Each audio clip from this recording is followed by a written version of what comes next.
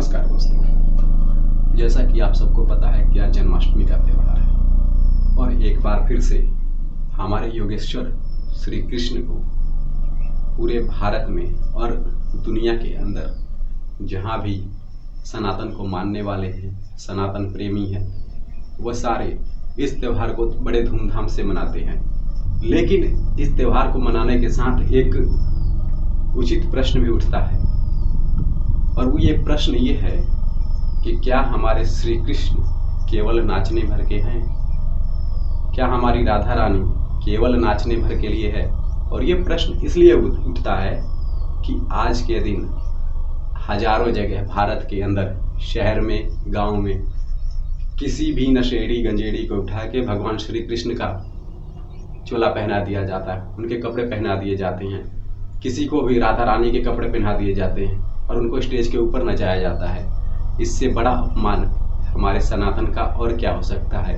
और ये एक जगह की घटना नहीं है, भारत के कई शहरों में, कई गांवों में ऐसी चीज़ें देखने को मिल जाती है।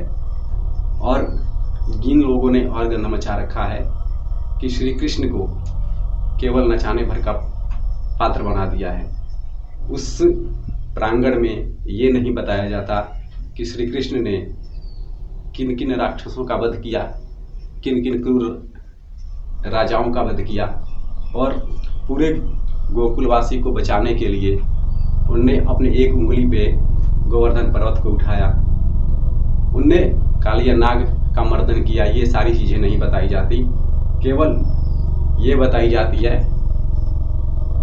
कि श्याम चूड़ी बेचने आया। अब श्याम के पास और कोई काम नहीं है, श्याम चूड़ी बेचने आ रहा है गली में। और दुनिया भर की तमाम गाने हैं जिसको बनाने वाला, जिसको लिखने वाला सनातनी है, उस पर ठुमके लगाने वाला सनातनी नहीं है। फिर कहते हैं कि हमारे धर्म को बदनाम मलेच कर रहे हैं। मलेच के नहीं कर रहे हैं, हमारे धर्म को बदनाम हम ही कर रहे हैं। यदि ये सारी चीज़ें ठीक हो जाएं तो कहीं ना कहीं जो हमारे धर्म के ऊपर बात आती है, उन सब चीज़ों से थोड़ा सा सम्मान मिल जाए, तो जितने भी ये चीज़ें करने वाले लोग हैं और जितने लोग भी भगवान श्री कृष्ण को, राधा रानी को ऐसे किसी को भी वस्त्र पहना के किसी के सामने नचवाने का कुकृत्य करते हैं, जो बहुत ही शर्मनाक है, इस चीज़ पे पाबंदी लगनी चाहिए।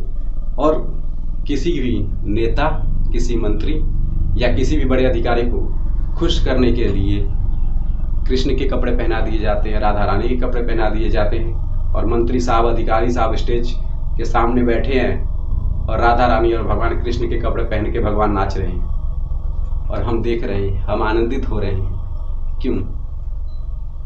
क्या भगवान नाचने के लिए हैं? दुनिया भर को, पूरे ब्रह्मांड को अपनी उंगली पे नचाने वाले श्री कृष्ण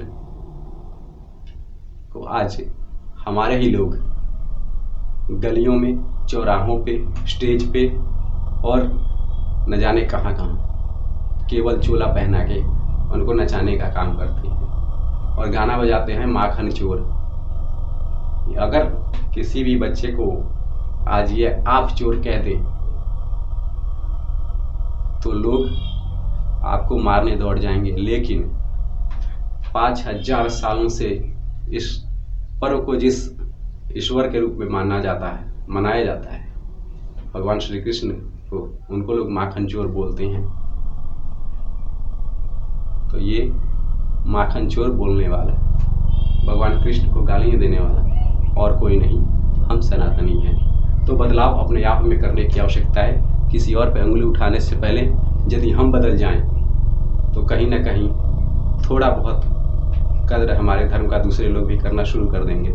लेकिन जब ही हम अपने धर्म को बदनाम करने पे उतारू हैं तो दूसरे तो और मचलेंगे ही, इसमें कोई दो राय नहीं है कि जब आप अपना घर फूंकेंगे तो बाहर वाले पानी डालने नहीं आएंगे। लेकिन यदि आप अपना घर बचाना चाहते हैं तो उसमें आग ना लगाएं, तो बाहर वाले की भी हिम्मत नहीं होगी कि आपके घर के अंदर आग लगा दे। जय श्री कृष्ण।